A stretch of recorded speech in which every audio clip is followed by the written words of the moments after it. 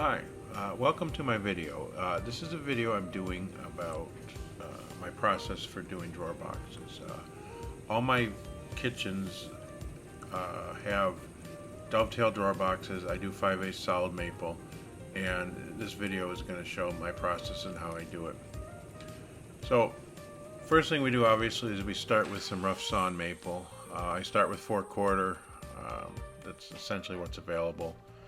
Nice to have something thinner. I'm just ended up putting a lot of it up into the dust collector because, you know, obviously I'm taking 3/8 of an inch plus off of it while I'm milling it.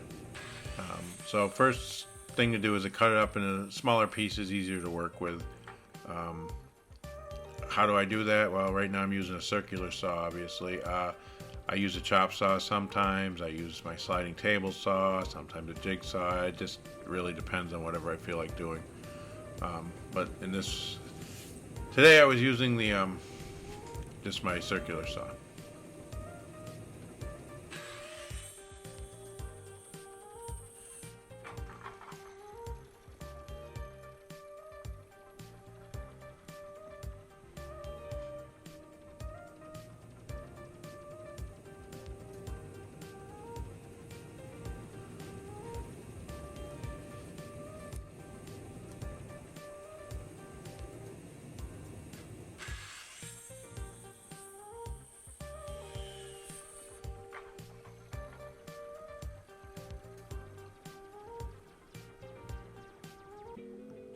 Alright, now the next step is to flatten the surface of the planks. I use my joiner. It's a 16-inch joiner, so I can do wider boards like you see here.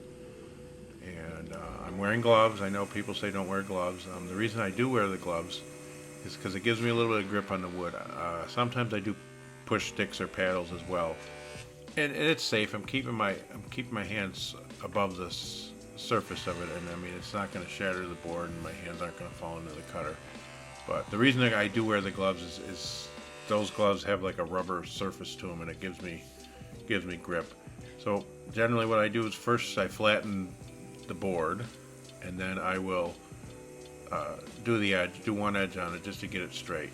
And you can see here that this one's a little more cupped than the last one, but a couple passes through the joiner will take that down flat, take the twist out of it for me, and then it can be ready to go through the next step, which would be the planer.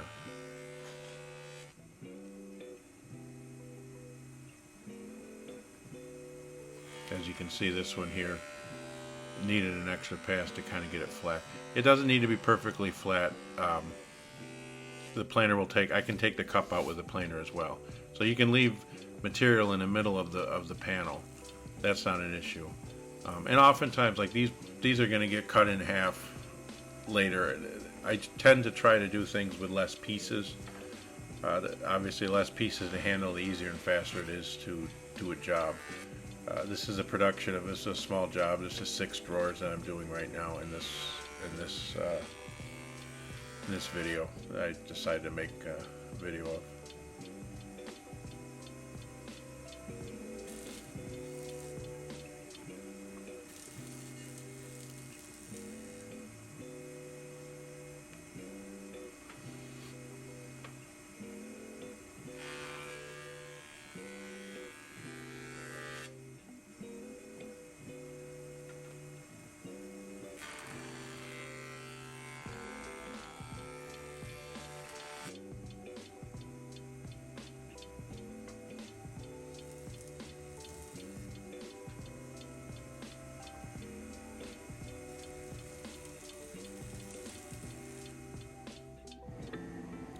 Alright, now it's time to surface plane the board. So we've got a flat side. Now we're going to make it parallel with our surface planer.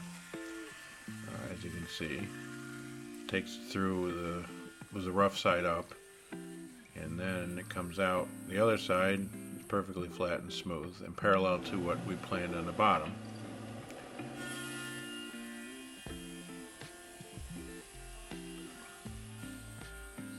And then here it comes out again. Pretty simple process, and you just keep adjusting it down until you get to the thickness you need. which I generally will take them to 11/16 or so. I know they finish at 5/8, but again, there's another process coming up that you'll see that I take it off. So these get taken down to 11/16 through a planer. Now we're gonna take and we're gonna rip in the rough blanks here. I don't know. I think these were smaller than normal. Normally they're 4 1/8. I think these were set to like 3 and. These are smaller drawers. These are like 3 5/8 or something. I don't remember the exact dimension, but I'll rip them down into smaller pieces on the table saw, and using a push stick, of course, for safety. And then once these are all ripped down into smaller pieces, then we can move on to the next step.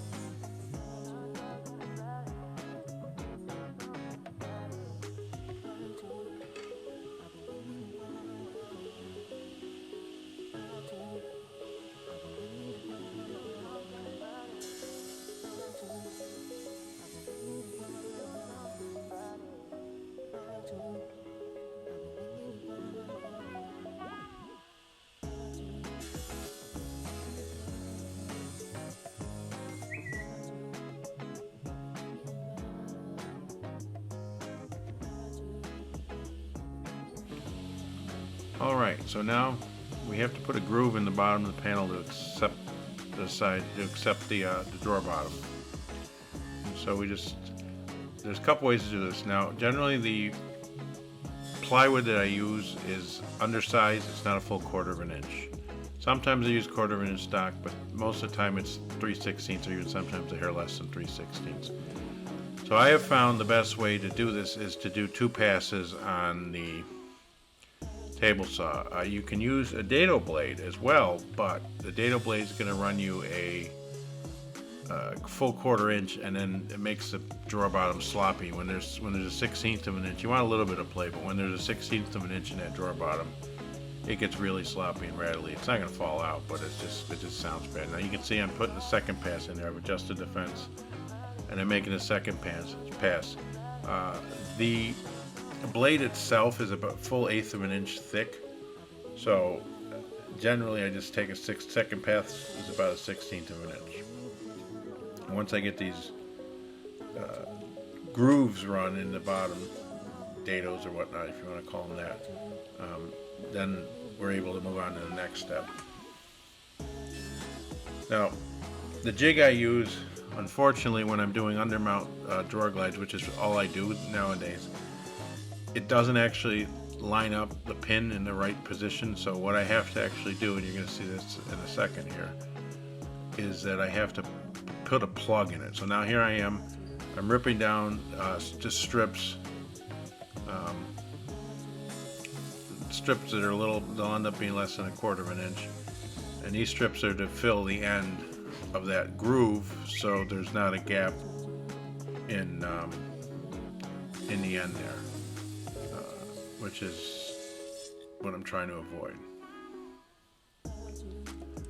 So I just rip them on the table saw, and then what I'm going to do is I'm going to take them over once they're done. I usually make extra, but you're just going to be gluing in just like an 1/8 of an inch, 1/4 inch block in the end and cutting it down flush. And here I am. Move back over to the wide belt sander. So I tend to wide belt sand these. The smoother surface of the wide belt sander gives me a better glue bond into the groove, and I can also, well, one, they're not gonna explode. I mean, my planer probably wouldn't blow them up anyway. Most planers would, but it's just I can adjust this by the thousandths. This is very easily, slowly adjust. I think the full turn of that wheel is 1/1000th of an inch. It tells you that on the gauge there. But it just is a machine that's very easily adjustable, and you can take just a hair off each time. And I'll take these off just little by little, get them down to so it just fits in just right. I want them a little snug on these, but they're not always exact, because when you cut the grooves, when you're not using a single blade and single pass on the thing, sometimes things move a little bit. You get a little dust or vibration or something, and it doesn't always work out exactly the way you would like it. But I mean, they're never super loose. I would never put those in, but sometimes they're a little looser. Now, as you can see, I've got the fit down here to get it where it is. So now that I've got my pieces made, so I will cut these pieces to length. So this is the size I need. I always know that the end cut for the sides of the drawers are always 9/16 less than the overall dimension that I need. Those are always a constant because of the system I have. Because when I take these through the wide belt sander in the end, which we'll get to soon, they're always a consistent thickness. I set my wide belt sander to 63 thousandths, and then everything is always exactly the same. My dovetail jig is set up for that same dimension. Everything is always keeping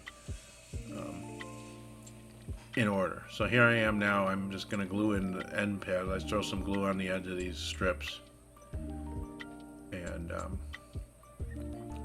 then we pop them in. This generally, sometimes they slip in. I generally don't want them that thin where they slip in. I want to have a little bit of a tap where I have to hit them with a hammer. And as you can see, I'm going to just tap these in with my rubber mallet, and so we get that going here. And then now I've got the fence is set. The stop on the fence is set. So now I just cut it. It cuts it flush, and then I'll flip it over because obviously it's the same. I'll tap it in again, like that, and then and just trim it flush. So now it sits flush. It's completely flush with the end of the drawer box. And I only put these only go on the fronts and the backs of the drawers. I don't need to put them on the sides because that part of it hides through because these are half blind dovetails, as you'll see in subsequent footage coming up. Again, I just pop these in, cut them flush, and then once I get each size down, I'll switch the fence, and then I'll just cave it. Alright, so now those blocks will obviously are thicker. If you can see there, those little blocks there, they're like 1/4 inch blocks. They're a little thick, and it's just easier. What I do is I just run them through the table saw here real quick and just knock them off so they're hair proud of the surface of the panel. This being either a front or a back of the drawer. It's pretty simple.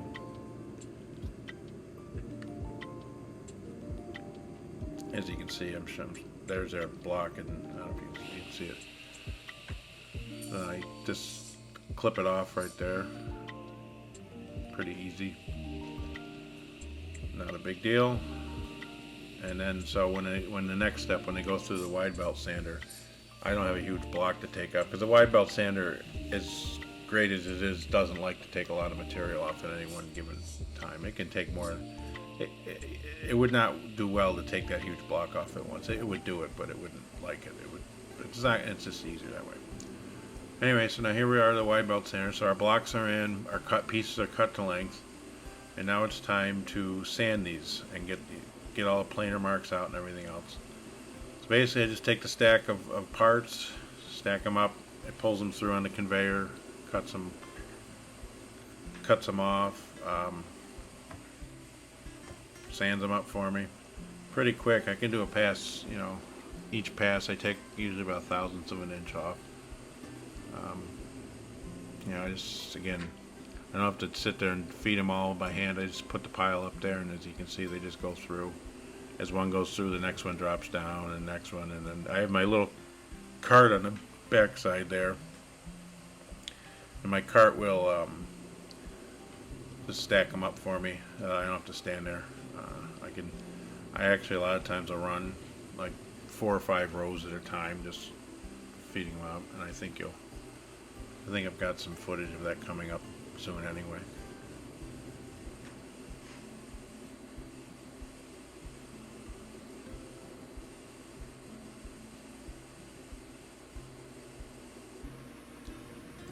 And this is just as you can see, is I've piled them all up, and we watch how this is pretty cool. How this works. This machine's great. It's fast. You can see this is real time, not sped up. How quickly it can do all pass on all.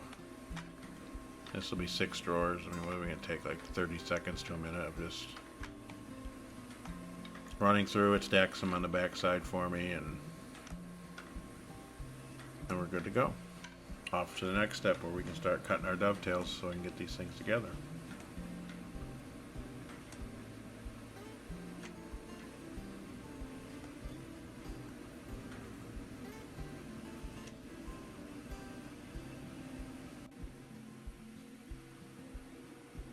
Alright, here's the finished piece. As you can see, it's sanded nicely, no tear out, no mill marks, ready to go. Plugs are in. Now we're off to the dovetail jig. So now here's the jig I use. It's a Porter Cable Omni jig. This is a 24-inch model. Had it for a long time. It's got multiple templates I have. I'm using a half-blind dovetail template here. So the router I use is the Porter Cable 690D handle. Unfortunately, you can't get those anymore. They pop up on eBay and stuff once in a while. They're great routers, but again, they don't make them anymore. Porter Cable got bought out. They stopped making them. So anyway, we're gonna load up the jig here.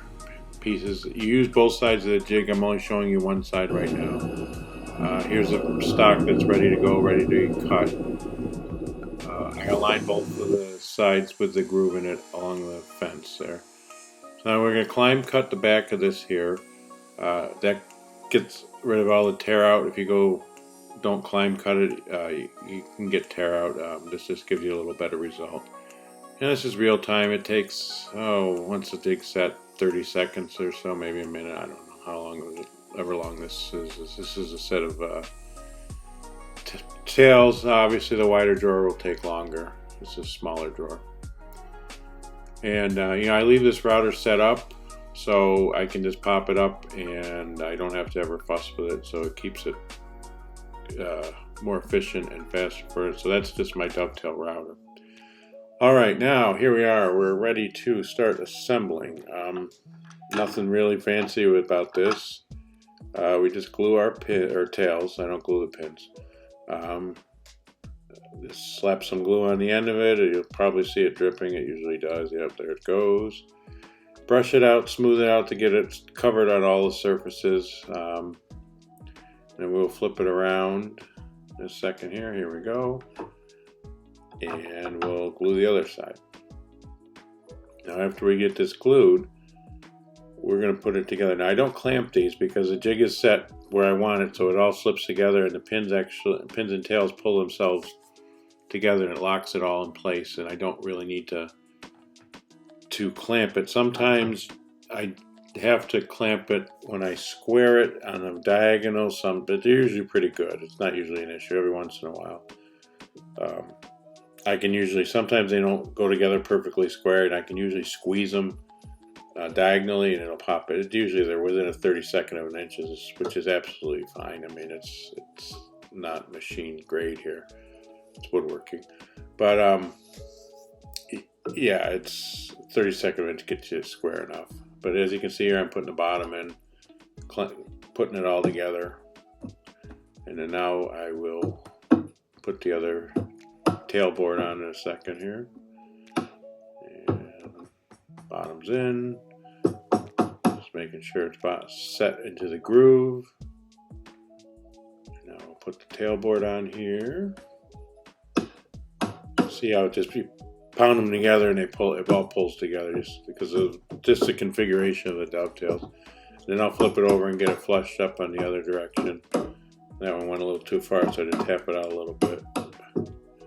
I have it set just to here. I want the pin board to stick up just a little bit, maybe a 64th of an inch, just so when I go to the edge sander in the next step, it's a lot easier just to flatten them off than to have the board sticking out. So I'm checking it for square now, and that one was square. All right, now here we are at the edge sander here.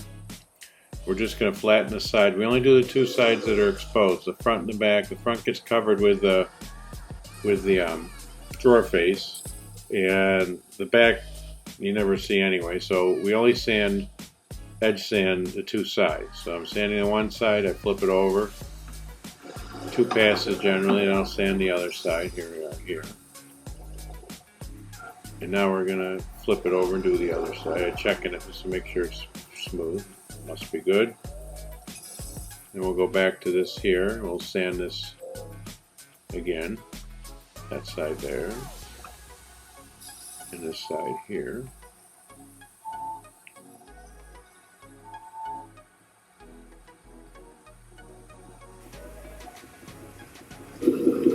Alright, now this step here I don't always do, but I'm doing on these.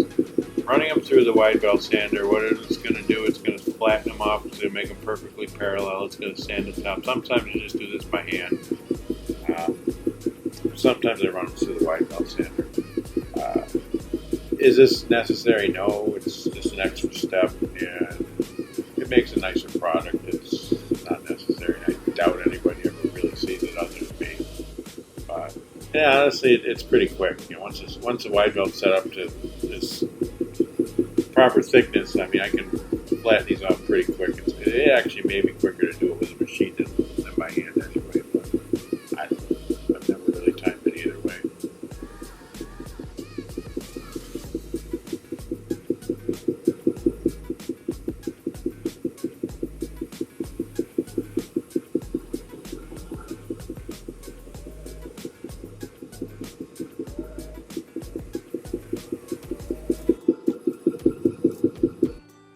Alright, here's the finished product, and I appreciate you watching the video. If there's any other topics that you'd like me to cover here and show different ways I do things, I'd be glad to make videos at some point. You'd leave a comment or whatnot, and please like, share, and subscribe, and hopefully we can get this channel going and I can show you different methods of things that I do professionally as a woodworker. Thank you.